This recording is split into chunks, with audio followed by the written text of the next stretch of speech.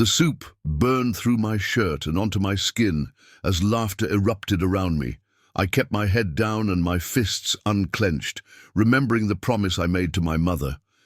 But promises can only stretch so far before they break, and some people mistake kindness for weakness until they learn the hard way. The moving truck pulled away from our new house on Maple Street as I stood in the driveway, watching the last physical connection to our old life disappear around the corner. My mother placed her hand on my shoulder and squeezed gently. She told me this was our fresh start, our chance to be normal. I nodded silently, knowing what she really meant was that I needed to be normal. Our new home in Pinecrest was small but comfortable, a modest two-bedroom house with faded blue siding and a porch that creaked when you walked across it. The town itself was equally unassuming, the kind of place where everyone knew everyone, and outsiders stood out like splashes of color on a blank canvas. My mother had chosen it specifically for that reason. Small towns have long memories, but they also lack the resources to look too deeply into your past. My name is Riley Chen, 16 years old, half Chinese from my father's side and half Irish from my mother's.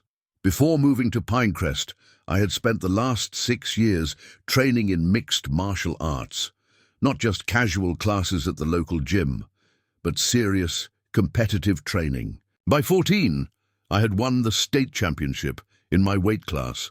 By 15, I was being scouted for national competitions. Fighting was in my blood, a gift from my father, who had been a professional fighter before he passed away when I was 10. The incident that forced us to move happened 3 months ago. A group of seniors at my old school had cornered a freshman in the bathroom, demanding money. I happened to walk in. The situation escalated, and one of the seniors pulled a knife. My body reacted on instinct, the way it had been trained to. When it was over, 2 boys were hospitalized with broken bones. The school called it excessive force. The local news called it a violent assault. My mother called it the last straw. The morning before my first day at Pinecrest High, my mother sat me down at our kitchen table.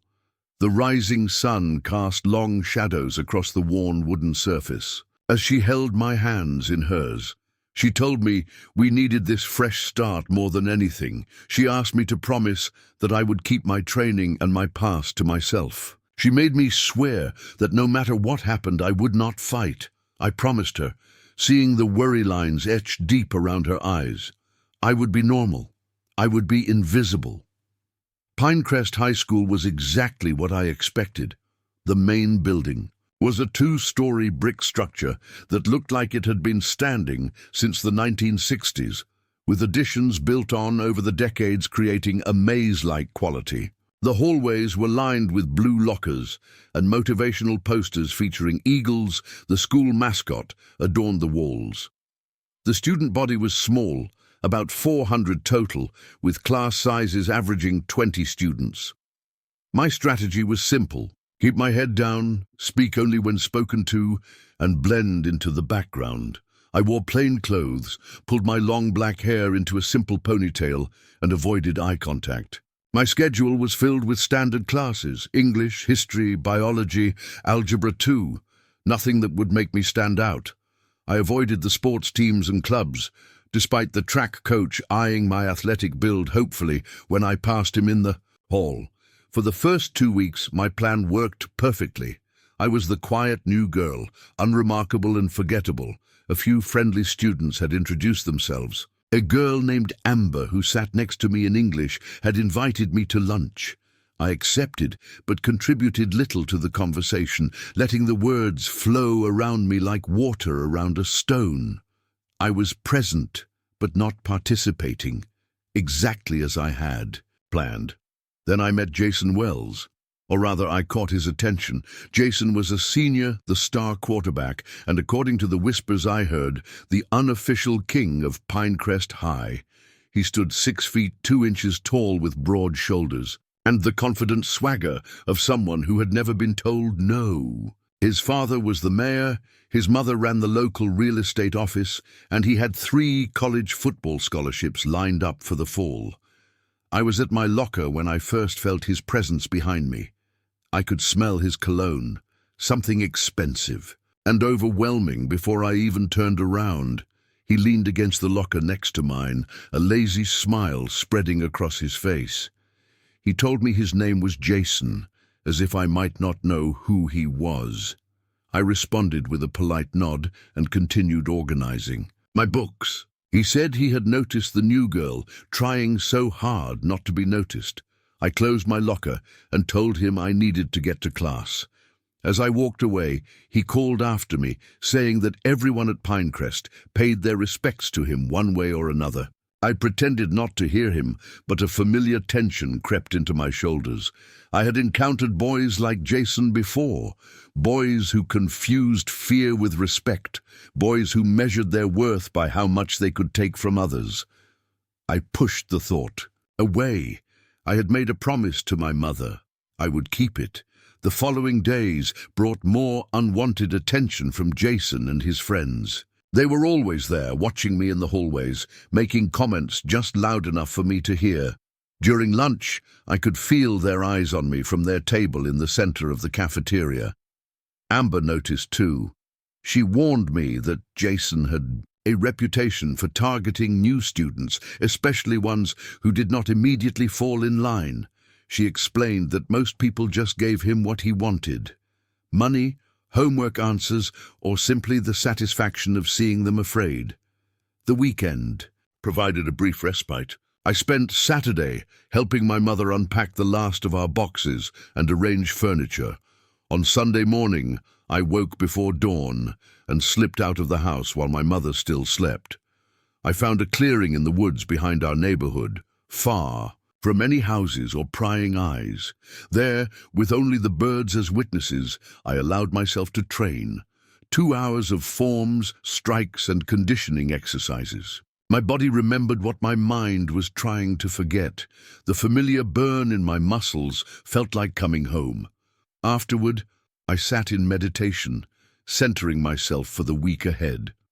I would need that center sooner than I expected. Monday morning arrived with grey skies and a light drizzle that matched my mood. I stepped through the front doors of Pinecrest High with a sense of dread settling in my stomach. The weekend away from school had been peaceful, but now reality crashed back like a wave. I made my way to my locker, keeping my eyes forward and my face neutral. The hallway seemed unusually quiet. Students glanced at me and then quickly looked away, whispering to each other behind their hands. When I reached my locker, I found the word freak written across it in black marker. My fingers traced the letters, feeling the still tacky ink. Someone had done this recently, probably just before I arrived. I took a deep breath, remembering my morning meditation. This was nothing, just words. I pulled a tissue from my backpack and wiped away the graffiti as best I could. Amber appeared beside me, her usual cheerful expression replaced with concern. She asked if I was okay. I nodded, giving her a small smile that did not reach my eyes. She shifted uncomfortably before telling me that Jason had been spreading rumors about me. According to him, I was hiding something. He claimed to have discovered that I was kicked out of my last school for something terrible. The details changed with each telling, becoming more outlandish as they spread through the student body. I asked Amber if she believed the rumors. She hesitated for a moment too long before saying of course not, but I could see the doubt in her eyes. Seeds of suspicion had been planted. I thanked her for telling me and headed to my first class, feeling the weight of unseen eyes following my every move. In biology, a folded note landed on my desk when the teacher turned to write on the board. I opened it to find a crude drawing of a girl running away from a burning building. The message beneath read, "We know what you did." I crumpled the paper and shoved it into my pocket, keeping my expression blank despite the anger flaring inside me. Jason was trying to isolate me, to make me vulnerable. It was a tactic I recognized from my years of training. Control the environment, Weaken your opponent's support system, then strike. By lunchtime, the isolation was nearly complete. The table where I usually sat with Amber and her friends had no empty seats when I arrived. Amber avoided my eyes, suddenly fascinated with her. Sandwich. I stood for a moment, tray in hand, before turning and finding an empty table near the windows. I sat alone, focusing on my food rather than the whispers and stares around me. I was halfway through my meal when Jason and 3 of his friends approached. They surrounded my table, Jason taking the seat directly across from me. His friends remained standing, creating a wall between us and the rest of the cafeteria. Jason smiled, but his eyes remained cold. He told me he had been doing some research on the new girl. He asked why I had not mentioned I was a champion fighter. My heart froze in my chest. I asked him what he was talking about. He pulled out his phone and turned it to show me a news article from my old town. The headline read, "Local Teen MMA Champion Advances to Nationals." The photo showed me on the podium holding my medal. I kept my face carefully neutral and told him he was mistaken. That was not me. The girl in the photo just looked similar.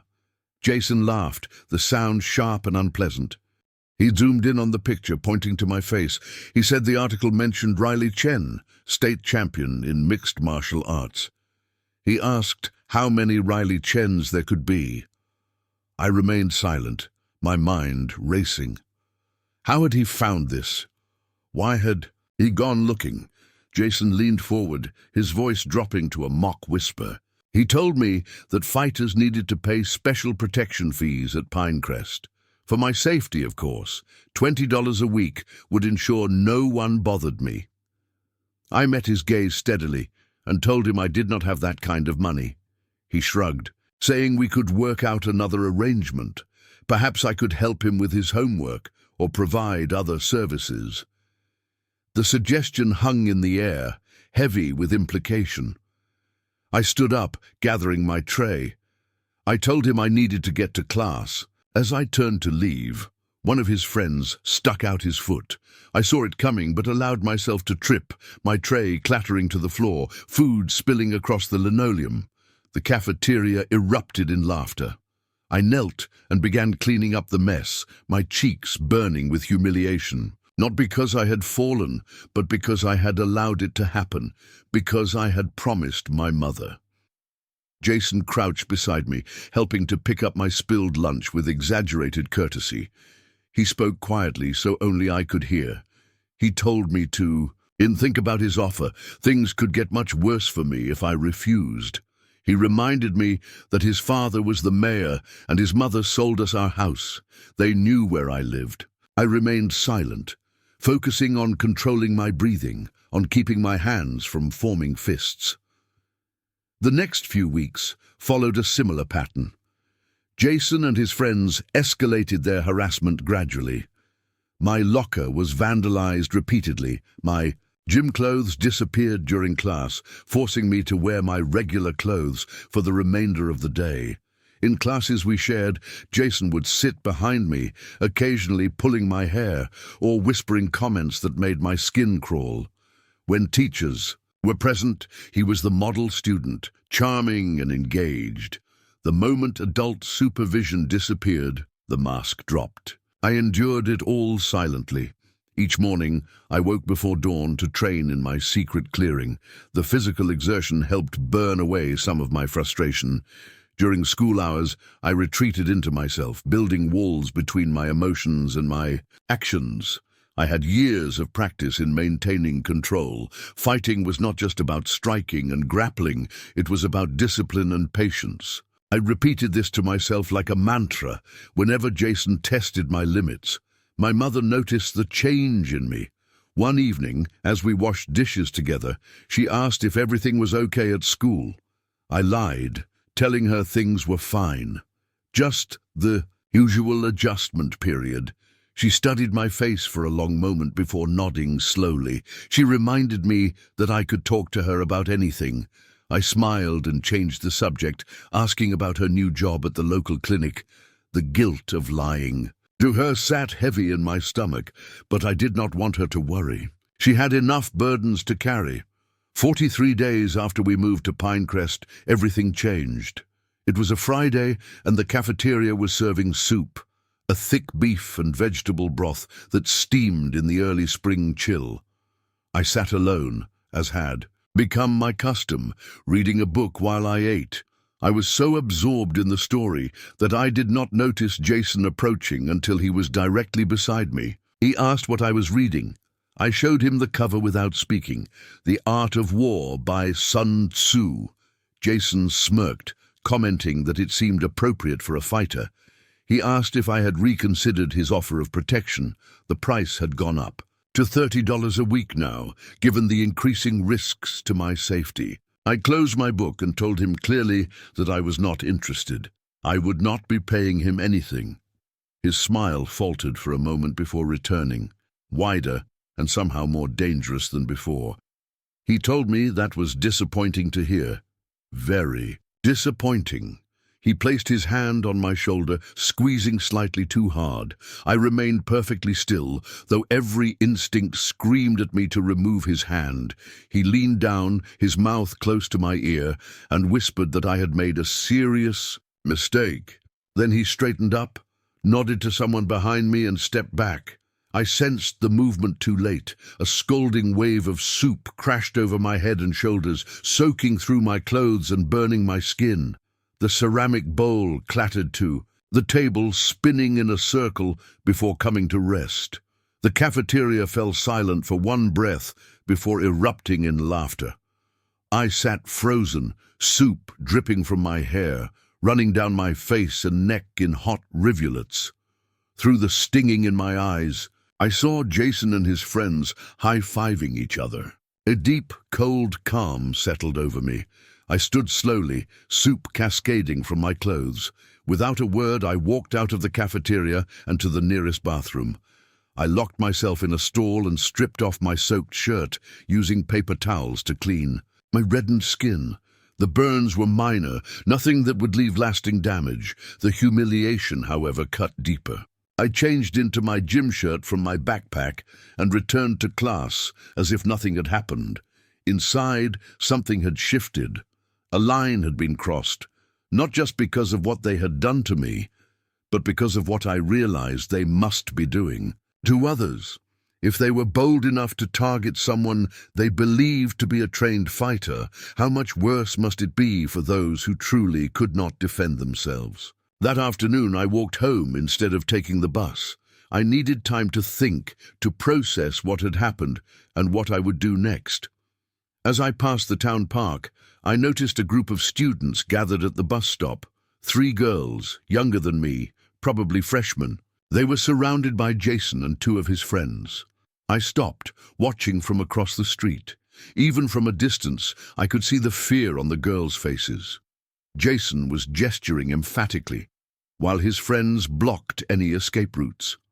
One of the girls was crying, mascara running down her cheeks. Another was digging through her backpack, eventually pulling out a wallet and handing over what looked like all her money. The third girl tried to stand up for her friends, stepping forward, with her chin raised. Jason placed his hand on her shoulder and pushed her back, not hard enough to knock her down, but enough to demonstrate his physical dominance. Something inside me snapped, not in a violent, uncontrolled way, but in the way a lock breaks when the right key finally turns.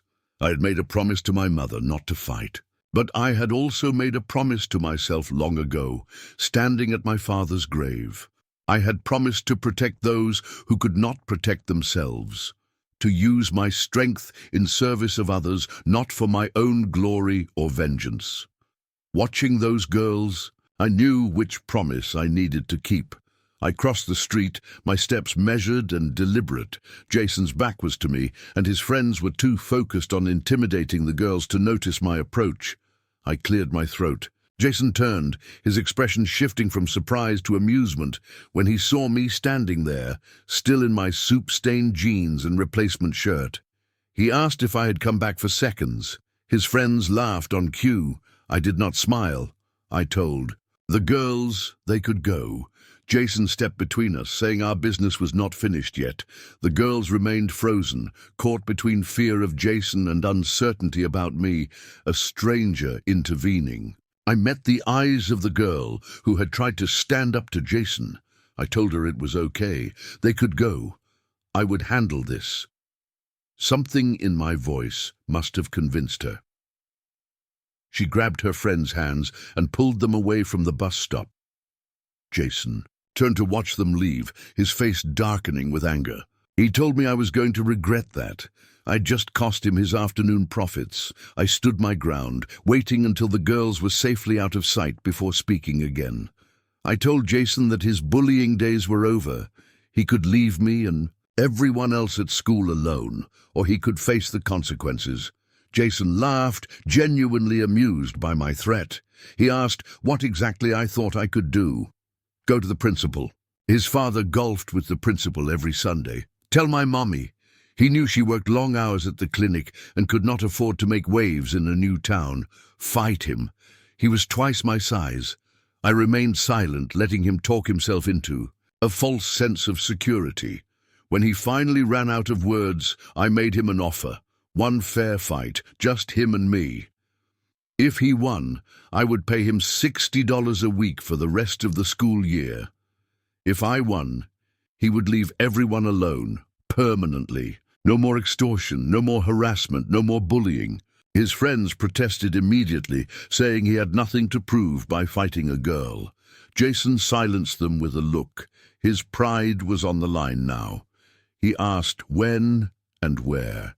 I suggested the clearing in the woods where I trained. Saturday morning. 9 o'clock, just the two of us. No friends, no weapons, no excuses. Jason agreed, convinced of his easy victory. We shook hands, his grip crushing as he tried to intimidate me one last time. I returned the pressure exactly, not enough to hurt him, but enough to make him wonder, a seed of doubt planted in fertile ground. As I walked away, I heard one of his friends asking if he was really going to fight the new girl. Jason's response floated after me on the spring breeze. He said it would not be a fight, it would be a lesson. I smiled to myself, thinking the same thing, but for very different reasons. That night, I could not sleep. I lay in bed, staring at the ceiling, replaying the day's events in my mind, the scalding soup, the laughter, the girls at the bus stop. Their faces haunted me, reminding me of a truth I had been trying to ignore since arriving in Pinecrest. By staying silent, by keeping my promise to my mother, I had become complicit in Jason's reign of terror.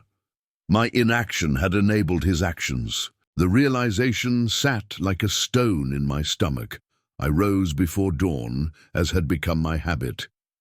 The house was silent, except for the gentle hum of the refrigerator and my mother's soft breathing from her bedroom.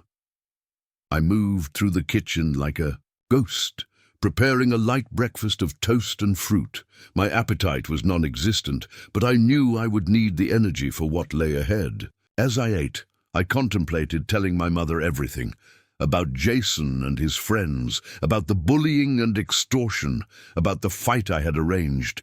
She would be disappointed, perhaps even angry. We might have to move again, start over somewhere new.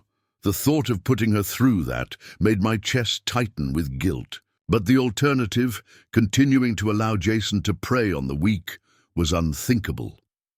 I was still deliberating when my mother entered the kitchen, her hair tousled from sleep, her eyes still heavy with dreams. She smiled at me, asking why I was up so early on a Saturday. I hesitated, the truth balanced on the tip of my tongue. Then she mentioned how happy she was that I was adjusting so well to our new home, how relieved she was that I was keeping my promise. The pride in her voice made the decision for me. I swallowed my confession and told her I was meeting some friends to study. The lie tasted bitter. After breakfast, I retreated to my room to prepare. I changed into comfortable workout clothes, loose black pants, and a fitted grey t-shirt. I wrapped my hands carefully, the familiar ritual bringing a sense of calm. Not for protection, my wraps were in my gym bag at the bottom of my closet, but for focus, for remembrance of who I was beneath the quiet exterior I had presented to. Pinecrest. I left the house at 8:30, telling my mother I would be back by noon. The morning air was crisp, carrying the scent of pine and damp earth. The woods behind our neighborhood were peaceful, birds calling to each other from the branches overhead. I followed the narrow trail I had discovered weeks ago, the one that led to my private training ground. The clearing appeared before me, a perfect circle of open space surrounded by tall pines. Sunlight filtered through the canopy, creating dappled patterns on the forest floor. I'd arrived early intentionally, wanting time to center myself before Jason appeared. I sat cross-legged in the middle of the clearing, closed my eyes, and focused on my breathing. In through the nose, out through the mouth. Slow and steady. My mind drifted to the first time my father took me to his gym. I was 10 years old, small for my age, and painfully shy. The other fighters, massive men with scarred knuckles and cauliflower ears, had seemed like giants. My father had introduced me proudly as his daughter, the future champion. They had humored him, showing me basic stances and simple strikes. None of them, not even my father, had expected me to fall in love with the sport. But I had. In the controlled chaos of the ring, I had found order. In the discipline of training, I had found freedom. After my father died, fighting became my connection to him. Each time I stepped onto the mat, I felt his presence beside me. Each victory was a tribute to his memory. My mother had never fully understood, but she had supported me, driving me to practices and tournaments, cheering from the sidelines even when the violence made her flinch. Until the incident at my old school, until fighting had cost us our home and community. The sound of breaking branches pulled me from my meditation. I opened my eyes to see Jason stepping into the clearing. He wore jeans and a Letterman jacket, clearly not dressed for a real fight. His confidence was written in his posture, shoulders, back, chin high, hands casually tucked into his pockets. He was alone, as agreed, though I suspected his friends were not far away, waiting in the woods to hear about his easy victory. I rose to my feet, keeping my movements fluid and unhurried. Jason looked me up and down, his expression dismissive. He asked if I was ready for my beating. I did not respond to his taunt. Instead, I asked if he remembered the terms of our agreement. If I won, he would stop bullying everyone, not just me. He laughed, saying that was not going to happen, but sure, he agreed to my fantasy terms. We stood facing each other in the center of the clearing. Jason rolled his shoulders and bounced on the balls of his feet, a poor imitation of fighters he had seen on television. I remained still, watching, assessing. He was larger and stronger but untrained. His weight was distributed unevenly. His guard was non-existent. He telegraphed his intentions with every movement. Jason grew impatient with my lack of action. He asked if I was going to fight or just stand there. I told him that was up to him. He could walk away now, agree to stop his bullying, and we could both go home uninjured. He responded with a rush forward, aiming a wild haymaker at my head. I stepped inside his swing, redirecting his momentum with a light touch to his wrist. He stumbled past me, confusion replacing confidence on his face. He recovered quickly, turning back with anger darkening his features. This time, he approached. More cautiously, fists raised in a boxer's stance. He jabbed experimentally, testing my defenses. I blocked each attempt easily, making minimal movements, conserving energy. Jason grew frustrated. He accused me of dancing around rather than fighting. He demanded that I throw a punch, show him what the supposed state champion could do. I told him I did not want to hurt him. I just wanted his behavior to change. He could stop now, and we could forget this happened. His response was another rush forward, this time attempting to tackle me to the ground. I sidestepped, using his momentum against him once more. As he passed, I swept his legs, sending him crashing to the forest floor. He landed hard, the impact forcing the air from his lungs in a whoosh. For a moment, he lay there, stunned. Then, he scrambled to his feet, leaves and dirt clinging to his jacket. Rage contorted his features. He charged again, all technique abandoned in favor of brute force. This time, I did not move aside. I met his charge, head-on, blocking his wild swing, and countering with a controlled strike to his solar plexus. Not full force. I was not looking to cause serious damage, but enough to demonstrate the gulf in our abilities. Jason doubled over, gasping for breath. I stepped back, giving him space to recover. When he straightened, the look in his eyes had changed. The arrogance was gone, replaced by something closer to fear. He circled me warily, no longer rushing in. I maintained my defensive stance, watching, waiting. He feinted left, then threw a right cross aimed at my jaw.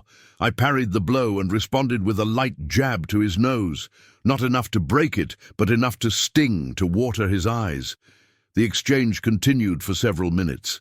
Jason attacking, me defending and countering with measured responses. Each time, I pulled my strikes, using just enough force to make my point without causing lasting harm. It was a demonstration, not a demolition, a lesson, not a punishment. Gradually, Jason's movement slowed. His breathing became labored, sweat soaked through his shirt despite the cool morning air. Finally, after a particularly clumsy attempt at a kick that left him off balance, I saw my opening. I stepped forward, executing a perfect sweep that sent Jason crashing to his back. Before he could recover, I was above him, my knee hovering. Above his chest, my fist raised but not striking. Our eyes met. His were wide with shock and something else, understanding, perhaps. Recognition of the truth I had been hiding. I asked if he yielded. He hesitated, pride warring with reality. Then slowly he nodded. I stood and offered my hand. After a moment's hesitation, he took it, allowing me to help him to his feet. We stood facing each other, both breathing hard, though for different reasons. His from exertion, mine from the emotional weight of the moment. I reminded him of our agreement, no more bullying, no more extortion. He would leave everyone alone, not just me. Jason nodded again, his usual bravado nowhere to be seen. He asked, his voice quiet, where I had learned to fight like that. I told him about my father, about the years of training, about the state championship, not boasting, just stating facts. He listened silently, a new respect evident in his expression. As we prepared to leave the clearing, Jason paused. He told me he would keep his word about the bullying, but he had a reputation to maintain. He could not have people knowing he was beaten by the new girl. I considered this. I understood the power of reputation, the importance of saving face. I told him I had no interest in humiliating him publicly. What happened in the clearing would stay between us as long as he honored our agreement. We walked back through the woods in silence, parting ways at the edge of the neighborhood. Jason headed toward the center of town, while I turned toward home. As I watched his retreating figure, I felt a complex mix of emotions. Relief that the confrontation was over, satisfaction that I had stood up for what was right, guilt about breaking my promise to my mother, and underneath it all, a quiet sadness for Jason himself. For what kind of home produced a boy who measured his worth by how much fear he could inspire in others? When I reached my house, I found my mother in the garden, planting spring flowers along the front walkway. She looked up as I approached, smiling at first, then frowning as she took in my appearance. My hair was disheveled, dirt smudged my clothes, and despite my care, a small bruise was forming on my forearm where I had blocked one of Jason's more powerful strikes. She asked what had happened. The concern in her voice broke something inside me. I sat beside her on the garden path and told her everything. About Jason and his bullying, about the soup incident, about the girls at the bus stop, about the fight in the clearing. She listened without interrupting, her hands continuing to work the soil automatically, pressing new life into the earth as my words hung in the air between us. When I finished, I waited for her anger, her disappointment. Instead, she set down her trowel and took my dirt-stained hands in hers. She told me she was sorry. Sorry that I had felt I could not come to her. Sorry that I had carried this burden alone. She asked if I had tried to resolve the situation without fighting. I nodded, describing my weeks of patience, of endurance. She sighed deeply, the sound carrying the weight of difficult choices. She told me she understood why I had done what I did, that standing up for others was a value my father and she had both tried to instill in me, but she was worried about the consequences. If Jason told his parents, if word got back to the school, I assured her that Jason would keep quiet. His pride would not allow him to admit what had happened. She seemed unconvinced, but did not press the issue further. That night, I lay in bed replaying the events of the day. The fight itself had been straightforward, almost anticlimactic after weeks of tension. But its meaning, its potential consequences, continued to echo through my thoughts. I had broken my promise to my mother. I had revealed my true self, the fighter beneath the quiet exterior. There was no going back to invisibility now.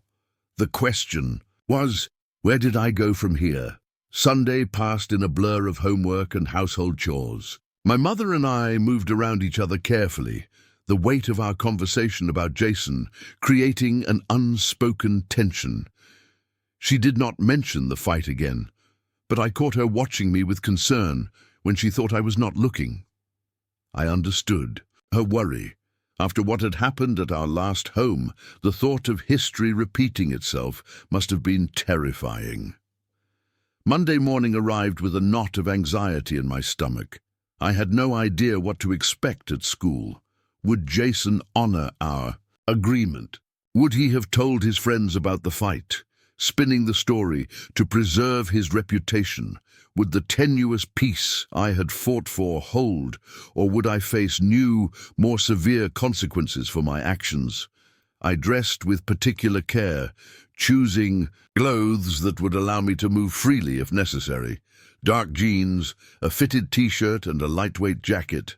My hair pulled back in a tight ponytail, no loose strands to grab. Old habits from competition days. Prepare for every possibility. Leave nothing to chance. The bus ride to school was unusually quiet. Students who normally chatted and laughed sat in silence, stealing glances at me when they thought I was not looking. The news had spread somehow, though clearly an altered version. I caught fragments of whispers, something about Jason, something about me, something that had happened over the weekend. My heart rate increased, but I kept my expression neutral. Whatever story was circulating, I would deal with it directly. When I stepped off the bus, Amber was waiting for me. Her eyes were wide, her posture tense. She fell into step beside me, uncharacteristically silent, until we were away from the crowd. Then she asked, her voice barely above a whisper, if it was true. I asked what she had heard. She hesitated before telling me that according to Mackenzie, who heard it from Tyler, who was Jason's best friend, I had threatened Jason with a knife in the park. I had demanded he stop bullying people, or I would hurt him and his family. The absurdity of the story almost made me laugh. I assured Amber that was not what happened. I had confronted Jason, yes.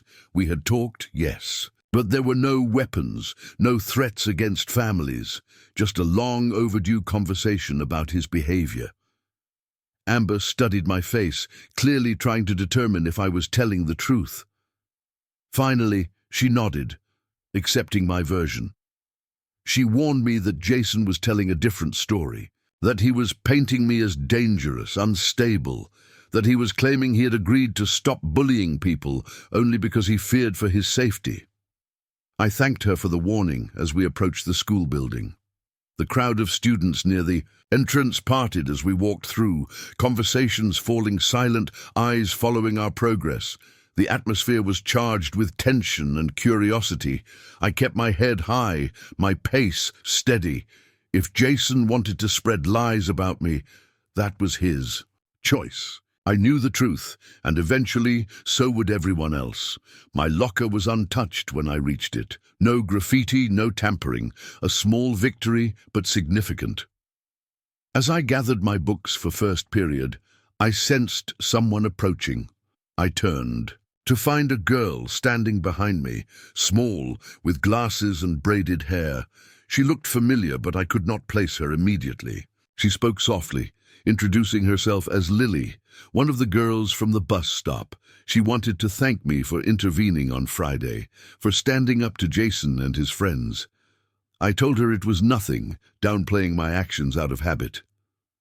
Lily shook her head, insisting it was definitely something. She explained that Jason and his crew had been extorting money from freshmen since the beginning of the year. Most paid without complaint, too afraid to resist.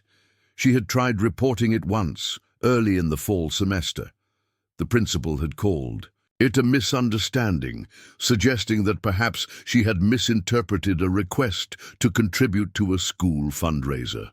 Nothing had been done, and the bullying had continued.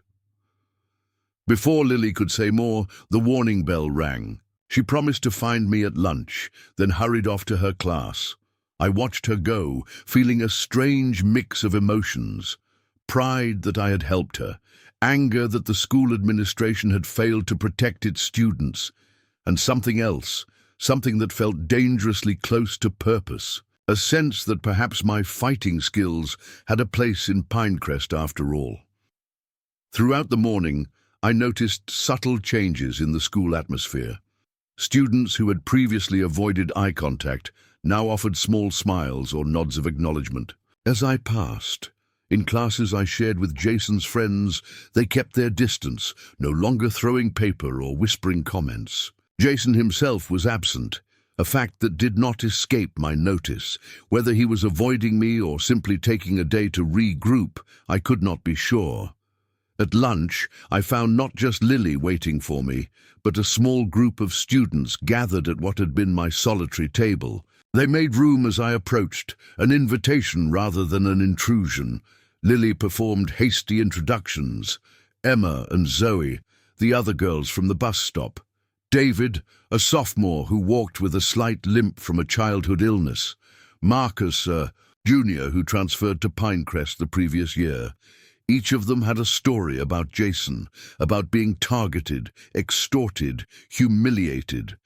They had heard conflicting accounts of what happened between Jason and me. Some believed his version, that I had threatened him with violence. Others suspected there was more to the story. They had come seeking the truth. I hesitated, unsure how much to reveal. My instinct for privacy warred with the need for these students to understand they were not alone, that standing up to bullies was possible. In the end, I told them a simplified version. I had confronted Jason about his behavior. We had reached an understanding. He had agreed to stop the bullying. No weapons, no threats against families, just a conversation between two people who had opposing views on how to treat others. They listened intently, expressions ranging from skepticism to hope. When I finished, David asked the question clearly on everyone's mind. Did I really think Jason would keep his word? I admitted I was not certain. People like Jason did not change overnight, but I believed he would at least be more cautious in his actions going forward. Knowing someone was watching, someone willing to stand up to him, would make him think twice. Marcus suggested that perhaps they needed to start watching too. Not just relying on me, but creating a network of students who would report bullying, who would intervene when possible, who would support each other. The idea took root immediately. By the end of lunch, a loose plan had formed. They would spread the word quietly, gathering allies among the students who had suffered under Jason's reign. They would document incidents, creating a record that could not be dismissed as misunderstandings. And when necessary, they would stand together, making it clear that the days of silent suffering were over. I listened to their planning with mixed feelings. On one hand, I was proud to see them taking action, finding their collective voice.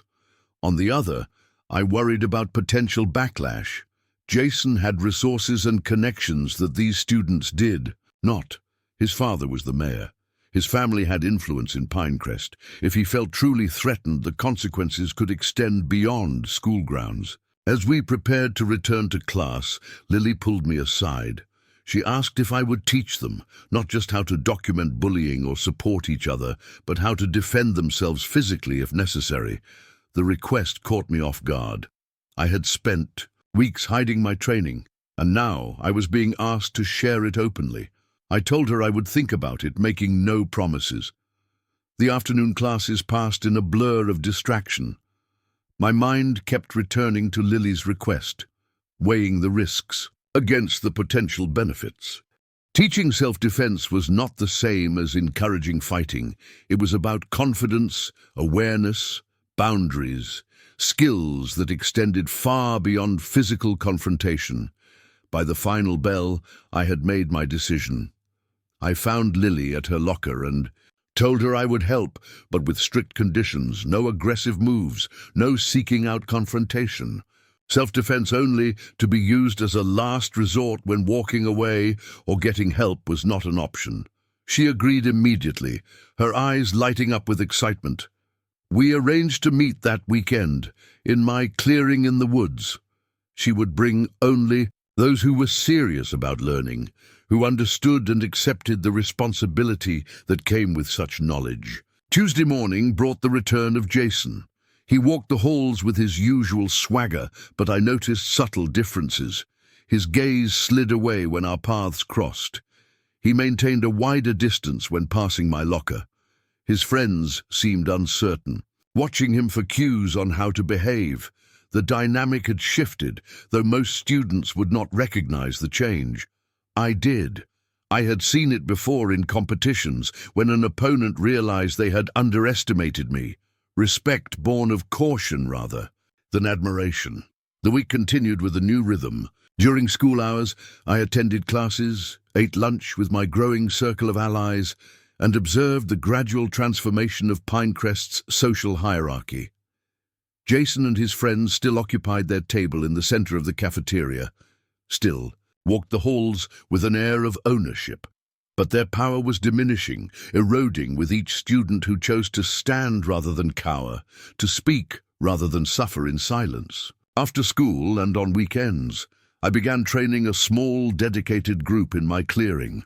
We started with the basics: proper stance, balance, awareness of surroundings, how to recognize potential threats before they escalated, how to create distance, establish boundaries, project confidence. Physical techniques came later, and only after they understood the philosophy behind them. Never strike first. Use only the force necessary to protect yourself. Walk away whenever possible. My mother discovered what I was doing during the third week. One of my students, Emma, had suffered a minor sprain during practice. I brought her home to apply ice and wrap the injury properly. My mother returned from her shift at the clinic earlier than expected, finding us in the kitchen with first aid. Supplies spread across the counter. Her expression shifted from surprise to understanding as she took in the scene. Later, after Emma had gone home, my mother asked about my classes, as she had come to call them. Not with anger or disapproval, but with genuine curiosity. I explained what I was teaching and why: the limited physical techniques, the emphasis on awareness and prevention, the strict rules against seeking confrontation. She listened without interrupting, her fingers laced around a mug of tea that grew cold as I spoke. When I finished, she was quiet for a long moment. Then, she asked if I was being careful, if I was considering the consequences of my actions, not just for myself, but for my students. I assured her I was. That I understood the responsibility I had taken on, that safety was my primary concern. She nodded slowly. Acceptance, if not entire approval, in her gesture. She told me that if I was determined to continue, I should do it properly, with proper mats, proper equipment, proper supervision, the unfinished basement of our house could be converted into a small dojo.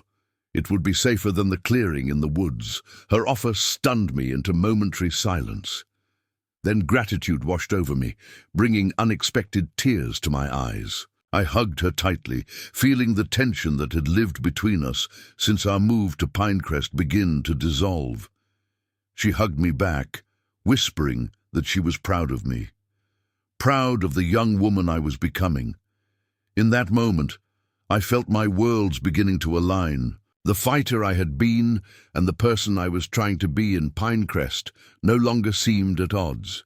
The transformation of our basement happened gradually over the next month. My mother connected me with a local contractor who had a daughter at Pinecrest, a quiet girl named Hannah who, it turned out, had also experienced Jason's bullying. The contractor offered his services at a reduced rate. Grateful for what I was trying to do, students and their parents contributed what they could. Equipment, paint for the walls, mirrors salvaged from a dance studio that had closed the previous year. By early May, the space was functional, if not fancy, a safe place to learn, to practice, to grow stronger together. Word of my classes spread beyond our initial group. More students began approaching me, seeking inclusion. Some came with stories of bullying, looking for protection. Others came out of curiosity or a desire for fitness. I accepted all who were willing to abide by the rules. No aggression, no intimidation. Respect for oneself and others at all times. The philosophy was as important as the physical techniques. As my influence at Pinecrest grew, Jason's diminished proportionally. His attempts to maintain control became increasingly desperate and transparent. Rumors designed to discredit me, complaints to teachers about disruptions I had supposedly caused, appeals to his father to investigate the unlicensed martial arts studio operating in a residential neighborhood. None gained traction. Too many students had witnessed the positive changes. Too many parents had seen their children standing taller, speaking more confidently, coming home without bruises or missing lunch money. The final confrontation came in late May, as the school year neared its end. I was walking home, taking the path through the park, as had become my habit. Jason stepped out from behind the restroom building, blocking my way. He was alone, his usual entourage noticeably absent. His posture was defensive rather than aggressive, his hands shoved deep in his pockets. He asked if we could talk. Just talk. I agreed, suggesting we sit at a nearby picnic table. Neutral ground, open space, other people within shouting distance if necessary. Old habits died hard. Jason sat across from me, his eyes fixed on the weathered wood between us. For several minutes, he said nothing, seemingly gathering his thoughts or perhaps his courage. When he finally spoke, his voice was quieter than I had ever heard it. He told me that his father had lost the recent mayoral election, a surprise upset by a challenger who had campaigned on transparency and community involvement. His mother's real estate business was struggling, clients choosing other agents without explanation. His college football scholarships were being reconsidered, coaches expressing concerns about his character and leadership abilities. His life was falling apart, and he believed I was responsible. I listened without interrupting, letting him empty his grievances into the space between us. When he finished, I asked if he truly believed I had orchestrated all of this. He shrugged, a gesture of uncertainty rather than dismissal. Not directly, he admitted, but by challenging him, by breaking the social order of Pinecrest. I had started. A chain reaction that had led to his current situation. I considered his words carefully before responding. I told him that perhaps there was some truth to that. My actions had shown others that his behavior was not acceptable, that it could be confronted and changed. But the consequences he was experiencing were not my revenge. They were the natural results of his own choices, his own treatment of others. Over years, not weeks or months, People had long memories, especially for how they had been made to feel. Jason absorbed this in silence, his expression unreadable. Then he asked a question that caught me completely off guard. He asked if it was too late to change, if the damage he had done was permanent, if there was a way back from being the villain. In everyone's story, including his own, the vulnerability in his voice was startling, so at odds with the Jason I had come to know. I told him honestly that I did not know. Change was always possible, but trust, once broken, was difficult to rebuild. It would require genuine effort, consistent over time. Apologies backed by actions, not just words. A fundamental shift in how he treated others, especially those he perceived as weaker or less important than himself. It would be hard work, with no guaranteed results. He nodded slowly, acceptance settling over his features. He stood to leave, then paused, looking down at me with an expression I could not quite interpret. He thanked me for talking with him, for being straight with him when everyone else either feared or despised him too much for honesty. The words seemed to cost him something, pride perhaps, or the last remnants of the persona he had built. As he walked away, I remained at the picnic table, turning our conversation over in my mind. I'd come to Pinecrest seeking invisibility, anonymity, a fresh start away from fighting. Instead, I had found myself at the center of a different kind of battle. Not in a ring with judges and rules, but in the messy, complicated arena of real life. Of standing up for what was right, even when it was difficult, of using my strength to protect rather than to win trophies or acclaim. I did not know if Jason would change, if the seeds of reflection I had seen in him would take root and grow, but I knew with certainty that I had changed, that Pinecrest had changed, and that sometimes the most effective revenge against cruelty and injustice was not more of the same, but the creation of something better in its place. The last week of school arrived with the sticky heat of approaching summer.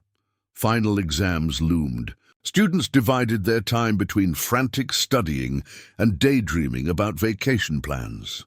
The hallways of Pinecrest High buzzed with a different energy than when I had first arrived, an openness, a lightness that had been absent under Jason's shadow. Students moved between classes without constantly looking over their shoulders. Younger, kids gathered at their lockers without the fear of having them slammed shut on their fingers. Small changes that signaled a larger shift in the school culture. My self-defense classes had continued to grow, requiring 2 separate sessions to accommodate everyone interested.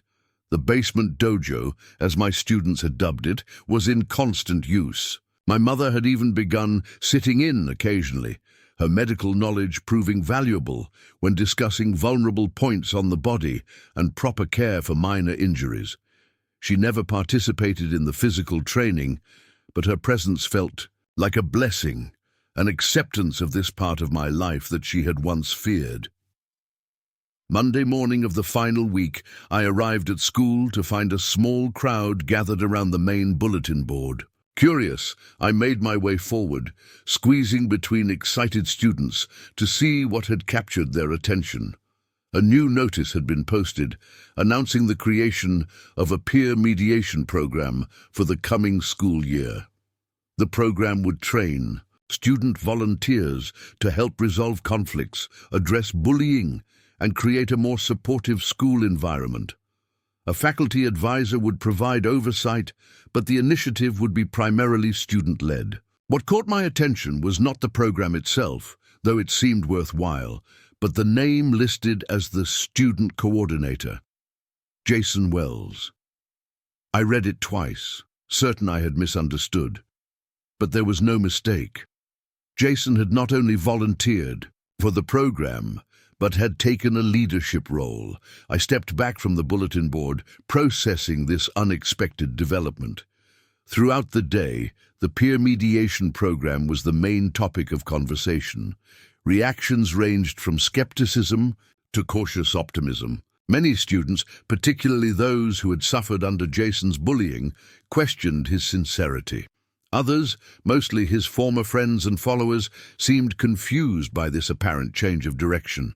A few, including some of my self-defense students, expressed grudging respect for what appeared to be a genuine attempt at redemption. I reserved judgment, watching from a distance as Jason navigated the mixed responses.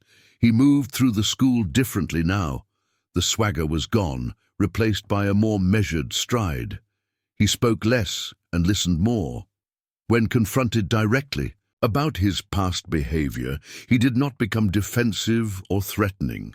Instead, he acknowledged what he had done wrong and expressed a desire to make amends. The transformation was so dramatic that some speculated it was merely a performance, a calculated move to salvage his reputation before graduation. During lunch, Lily slid into the seat beside me, her expression troubled. She asked what I thought about Jason's sudden conversion to anti-bullying advocate.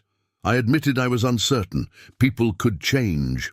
I believed that. But such a complete reversal warranted healthy skepticism. Lily nodded, then shared a surprising piece of information.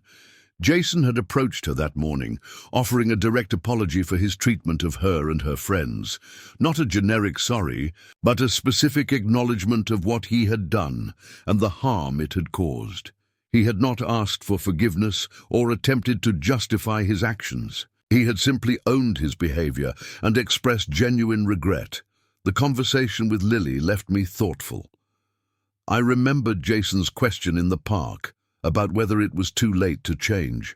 At the time, I had given him an honest but not particularly hopeful answer.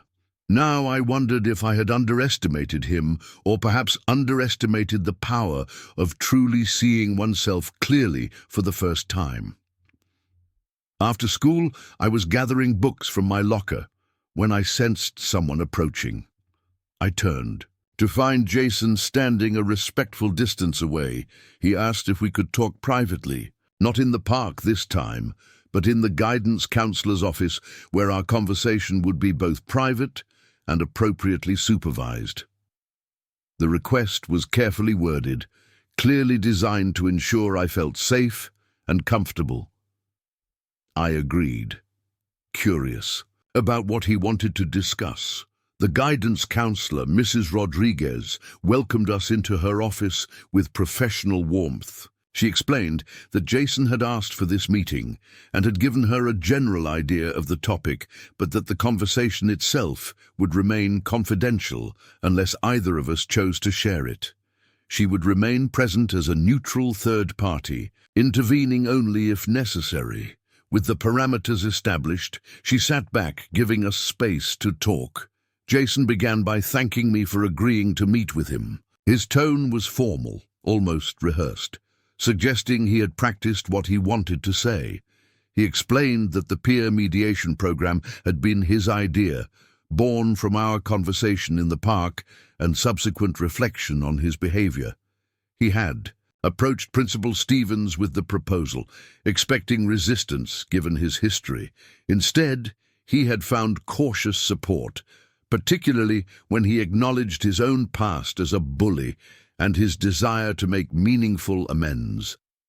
He continued, explaining that the program would need student volunteers from all grades, students who understood the dynamics of bullying from various perspectives. He was specifically seeking participation from those who had experienced bullying directly, who could speak to its impact with authority and authenticity. That was why he wanted to talk to me. Not just because of our personal history, but because of the respect I had earned among the student body, particularly among those who had been victimized. I listened without interrupting, studying his face for signs of insincerity. I found none. His eyes held steady, his hands remained open and relaxed on his knees. When he finished his explanation, I asked why me specifically. There were many students at Pinecrest who had suffered under his bullying, many who could speak to the experience. His answer was surprisingly candid. Because I was the only one who had ever stood up to him successfully, who had shown him that his power was not absolute. who had forced him to confront the reality of who he had become. Mrs. Rodriguez observed our exchange silently, her expression neutral but attentive. When Jason finished speaking, she asked if I had any questions or concerns I wanted to address. I had many, but one seemed most important. I asked Jason directly what he hoped to achieve with the peer mediation program. Was it primarily about rehabilitating his image, salvaging his college prospects, making his final year at Pinecrest more comfortable? Or was there something more substantive driving his apparent conversion? Jason considered the question carefully. Before answering, he admitted that self-interest had been his initial motivation. His future plans were in jeopardy, his social standing diminished, his family experiencing consequences for his actions. But as he had begun researching bullying prevention programs, speaking with Mrs. Rodriguez and other counselors, something had shifted. He had started recognizing patterns from his own life, understanding for the first time how his behavior at school mirrored what he experienced at home. He spoke about his father's demanding nature, the constant pressure to be the best, the strongest, the most dominant. About learning that respect and fear were interchangeable, that vulnerability was weakness, that taking what you wanted was the path to success. He described realizing that he had been replicating these dynamics at school, creating the same atmosphere of fear and submission that had shaped his own development. The revelation had been uncomfortable, forcing him to examine not just his actions, but the beliefs underlying them. The peer mediation program represented a chance to break that cycle, to create a different model for himself and for Pinecrest. He knew it would not erase what he had done or immediately repair the damage, but it was a beginning, a step toward becoming someone different than what had been expected of him.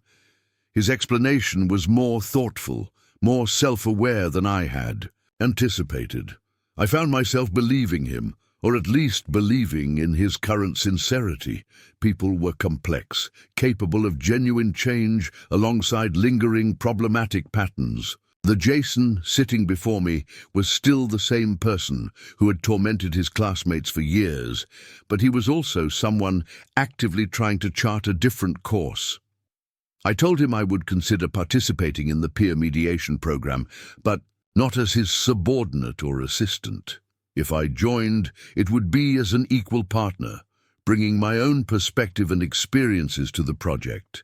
He accepted this condition without hesitation, seeming almost relieved by my qualified willingness to collaborate. As our meeting concluded, Mrs. Rodriguez expressed her support for the potential partnership, noting that our different backgrounds and experiences could strengthen the program considerably. She suggested that we take the summer to develop a more detailed framework, perhaps meeting occasionally to discuss specific strategies and goals. Both Jason and I agreed to this approach, exchanging contact information under her supervision. When I left the guidance office, I found Lily and several other students from my self-defense class waiting in the hallway. Their expressions ranged from concerned to curious. They had seen me enter with Jason and wanted to ensure everything was okay. I assured them it was, explaining briefly about the peer mediation program and Jason's invitation. Their reactions were predictably mixed, but none immediately dismissed the possibility of genuine change. They had seen too much transformation within themselves over the past months to deny its potential in others, even someone like Jason. That evening, I shared the development with my mother over dinner. She listened attentively, asking thoughtful questions about the program and Jason's apparent motivations. When I finished, she offered an observation that stayed with me long after our conversation ended. She said that sometimes the most profound revenge was not making someone suffer as you had suffered, but helping them become someone who could no longer inflict that suffering on others. By confronting Jason, by forcing him to see himself clearly, I had perhaps initiated a more meaningful consequence than any punishment could achieve. The final days of the school year passed quickly, a blur of exams and yearbook signings and tentative summer plans. Jason and I maintained a respectful distance. In public, our truce evident but not performative. We exchanged occasional texts about the peer mediation program, sharing resources and ideas without the awkwardness I had expected. His suggestions were surprisingly thoughtful, focusing on restorative rather than punitive approaches to conflict. Resolution. The last day of school arrived with the traditional end-of-year assembly in the gymnasium. Awards were presented, speeches given, the usual celebration of academic and athletic achievements. Near the end, Principal Stevens announced a new award, the Community Building Initiative, recognizing students who had made significant contributions to improving the school environment. To my surprise, my name was called. As I made my way to the stage, confused and slightly embarrassed by the attention, Principal Stevens explained the award. It recognized students who had demonstrated leadership in creating a more inclusive, supportive school culture, who had stood up against bullying and harassment, who had empowered their peers to do the same. My self-defense classes, though technically not a school activity, had been noted for their positive impact on student confidence and well-being. I accepted the certificate awkwardly, unused to public recognition for my fighting skills. As I turned to leave the stage, I caught sight of Jason in the audience. He was applauding, his expression suggesting not resentment, but something closer to respect. Our eyes met briefly, an unspoken acknowledgement passing between us. Not friendship, certainly, but perhaps understanding.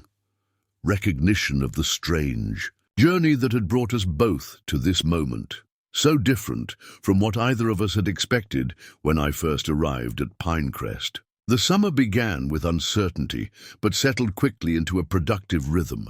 3 mornings a week, I taught self-defense classes in our basement dojo, the sessions now officially registered with the town recreation department.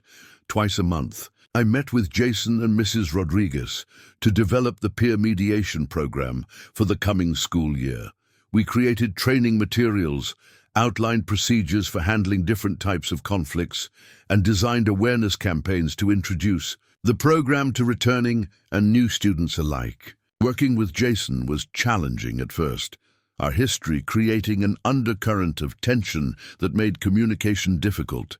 But gradually, as we focused on the shared goal of creating something valuable for Pinecrest, the awkwardness diminished. I began to see glimpses of who Jason might have been without the pressure to dominate, to control. He was organized, articulate, capable of genuine empathy when not constantly performing strength.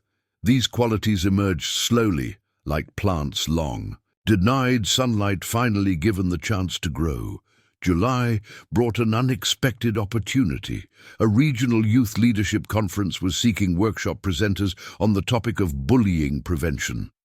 Mrs. Rodriguez suggested that Jason and I submit a proposal together, sharing our unique perspectives on the issue. After some hesitation, we agreed, developing a presentation that combined his experience as a former bully with my background in empowering targets of bullying. To our surprise, the proposal was accepted. Preparing for the conference forced us to confront our shared history directly, to examine the dynamics that had defined our early interactions at Pinecrest. The process was uncomfortable, but ultimately productive, allowing us to transform our personal conflict into a powerful teaching tool. We practiced our presentation repeatedly, refining our message and strengthening our delivery. By the time the conference arrived in early August, we were working together with unexpected ease. The workshop itself was more successful than either of us had anticipated. The room was filled beyond capacity, students and educators drawn by the unusual pairing of former adversaries now united in a common cause. We shared our story honestly, without minimizing the harm that had occurred or presenting an unrealistically neat resolution. Jason spoke about the beliefs and insecurities that had driven his bullying behavior. I talked about the importance of standing up for oneself and others, of creating communities that did not tolerate intimidation or abuse. The question and answer session that followed was intense, participants challenging us with scenarios from their own schools, seeking practical strategies rather than inspirational platitudes. Jason handled the difficult questions with surprising humility, acknowledging the ongoing nature of his personal growth, while offering concrete steps for those seeking to change harmful behavior patterns. I found myself impressed by his willingness to be vulnerable, to use his own failures as lessons for others. After the conference, as we drove back to Pinecrest, Jason was unusually quiet. I asked if something was bothering him. He hesitated before admitting that the workshop had been more emotionally demanding than he had expected. Hearing others describe their experiences of bullying, recognizing himself in the stories of aggressive behavior, had forced him to confront the full extent of the harm he had caused over the years. Not just to me or to Lily and her friends, but to countless students whose names he did not even remember. I did not offer easy reassurance or instant absolution.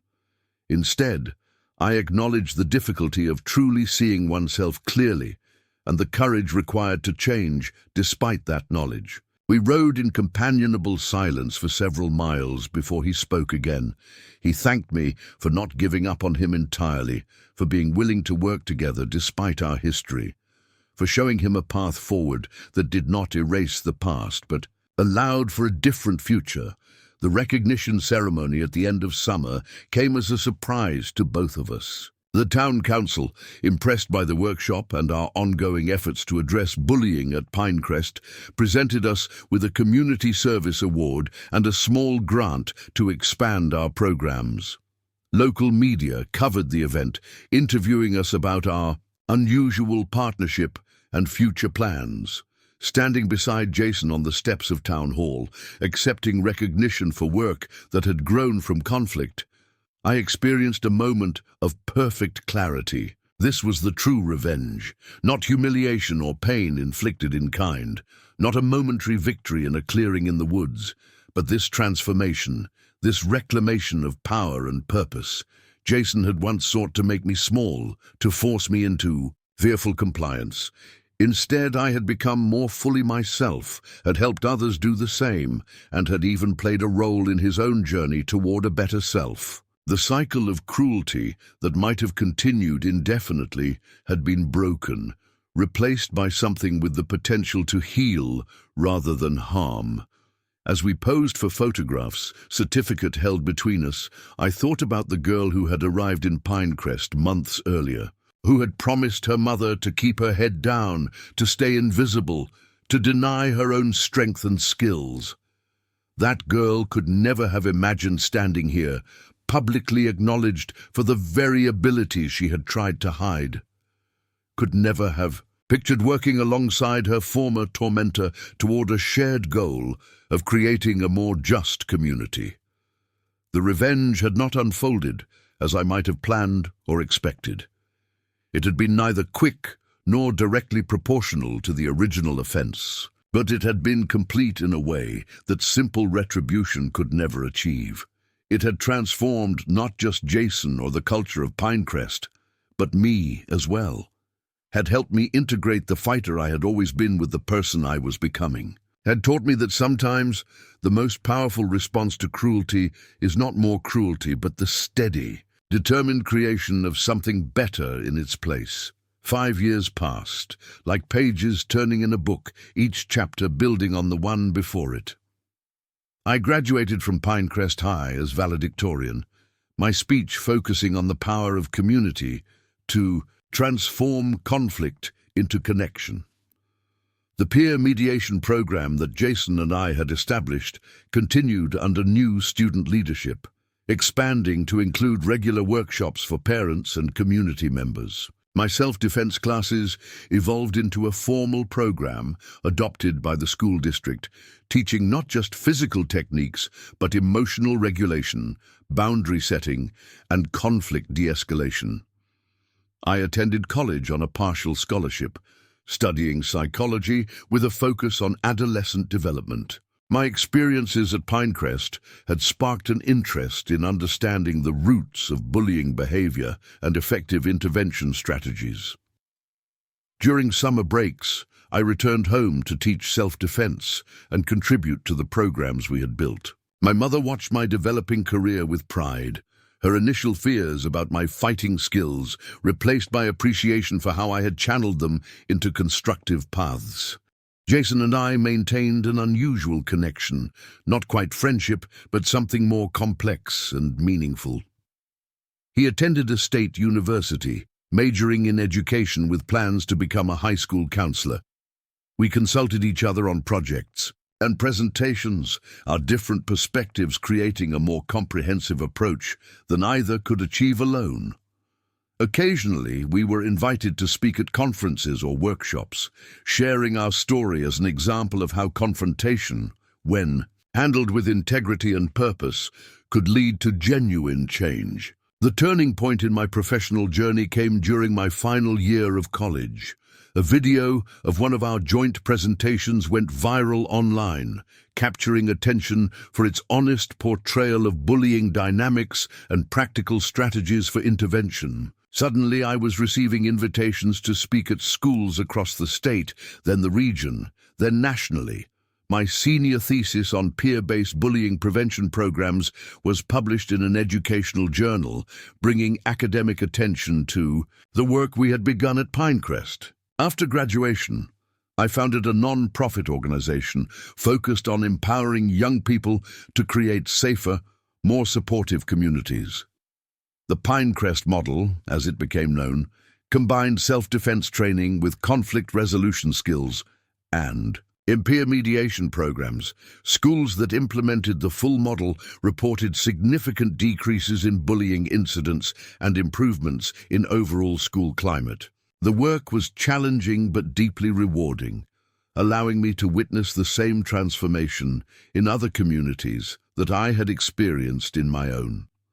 My mother joined the organization as Health and Wellness Director, bringing her medical expertise to our curriculum development. Her initial reluctance about my fighting background had evolved into proud partnership, our different strengths combining to create something neither could have accomplished alone. Together, we expanded the program to include trauma-informed approaches, recognizing that both targets and perpetrators of bullying often carried wounds that needed addressing for true healing to occur. Lily became our first program coordinator, her quiet determination and first-hand experience making her particularly effective at connecting with students who felt marginalized or powerless. She had a gift for identifying potential peer leaders in even the most chaotic school environments, for nurturing the kind of authentic student voice that made our program sustainable long after our direct involvement ended. Under her guidance, the Pinecrest model was adapted for different age groups and cultural contexts, maintaining its core principles while respecting community differences. Jason completed his education degree and accepted a position as guidance counselor at his former middle school, the place where his own bullying behavior had first taken root. He maintained a consulting relationship with our organization, contributing particularly to components addressing former bullies seeking to change their behavior patterns. His journey from perpetrator to advocate provided a powerful example of the potential for transformation, even in those who had caused significant On the 5th anniversary of our first confrontation in the clearing, I returned to Pinecrest for a special event. The town had dedicated a new youth center, a safe space for teenagers to gather, learn, and connect. A plaque near the entrance acknowledged the contributions of various community members and organizations, including the self-defense classes and peer mediation program that had started with a soup-soaked shirt and a promise broken for the right reasons. As I stood at the podium during the dedication ceremony, looking out at familiar and new faces alike, I reflected on the journey that had brought me to this moment. I had arrived in Pinecrest seeking invisibility, attempting to deny an essential part of myself to keep peace. Instead, I had found my voice, my purpose, and ultimately a more integrated sense of who I was meant to be. The skills I had once hidden had become the foundation for work that was changing lives across the country. After the ceremony, I walked alone to the clearing in the woods where everything had begun. The space looked smaller than I remembered, the surrounding trees taller, nature reclaiming ground that had been trampled by teenage feet. I sat cross-legged in the center, closing my eyes and focusing on my breathing, just as I had done before, facing Jason that Saturday morning years ago. I thought about revenge, about how differently it had manifested than I might have imagined. In movies and books, revenge was typically swift and direct, a punishment designed to match the original offense.